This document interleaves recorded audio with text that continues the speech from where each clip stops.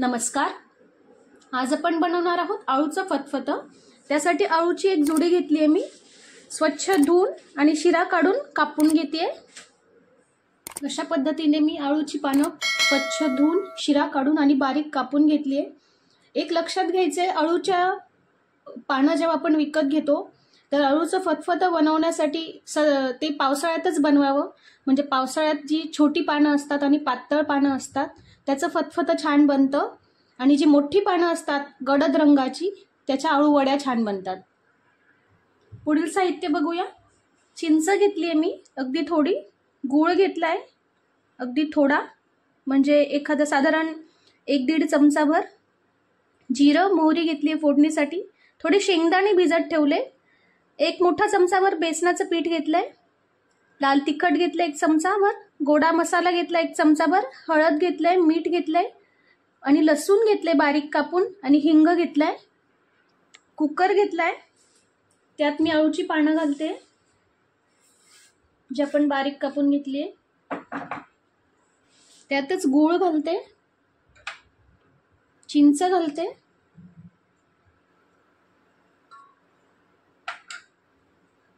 शेंगदाणे घालते,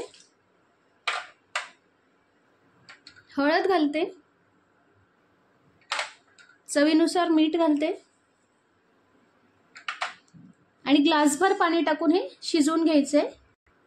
पाणी घालते, झाकण लावून मी याच्या 3 शिट्ट्या करून घेते. कुकरच्या 3 शिट्ट्या करून कुकर गार झालाय. उघडून बघूया. बघू शकता छान आळूची पानं शिजली आहेत आपली. आता आपण फोडणी करून घेऊया. फोडणीसाठी तेल तापत ठेवलंय मी 2 चमचाभर. मोहरी घातली आहे, जिरं घालते, हिंग घालते, लसूण बारीक कापून घेतलेला आहे तो घालते,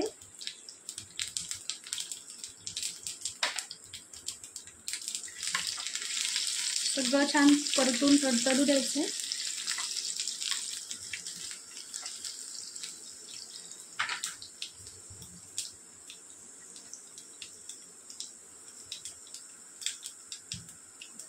आता गॅसची फ्लेम मंद करते मी आणि बेसनाचं पीठ घालते. बेसनाचं पीठ छान भाजून घ्यायचंय.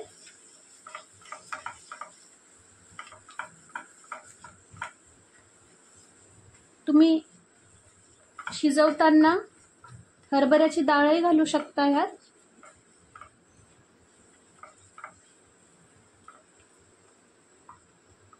गुठळ्या न पडू देता सगळं छान भाजून घ्यायचे पीठ.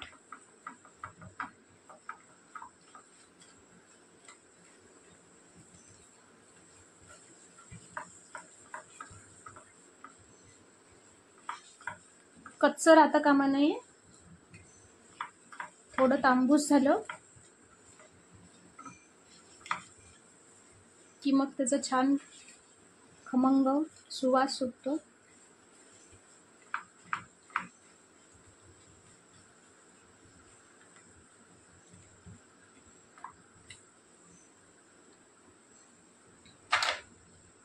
तर लाल तिखट घालते मी, गोडा मसाला घालते आणि आपण जी भाजी शिजवून घेतली होती ती घालते.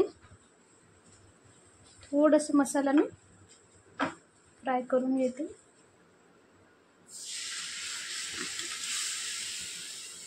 आणि आळूची पानं घालते. अतिशय सोपी आणि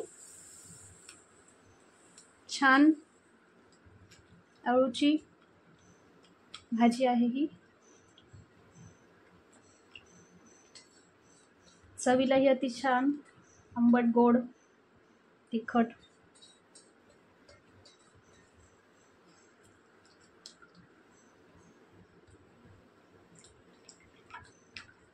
शेंगदाणे हे जेवताना छान तोंडात आले की छान वाटतं. एक 5 मिनिटं झाकण ठेवून आपण छान शिजू देऊ आणि गॅस बंद करून सर्व करूया. 5 मिनिटं झाले. छान आळूचं फतफतं शिजलंय. सर्व करून घेते मी. सर्व करून घेतले गरमागरम आंबट गोड असं चवीचं अळूचं फतफदं. नक्की रेसिपी ट्राय करून बघा आणि रेसिपी जर आवडली असेल तर रोशनीज रेसिपीला नक्की लाईक शेअर कमेंट करा. सबस्क्राईब नसेल केलं तर नक्की करा. थँक्यू.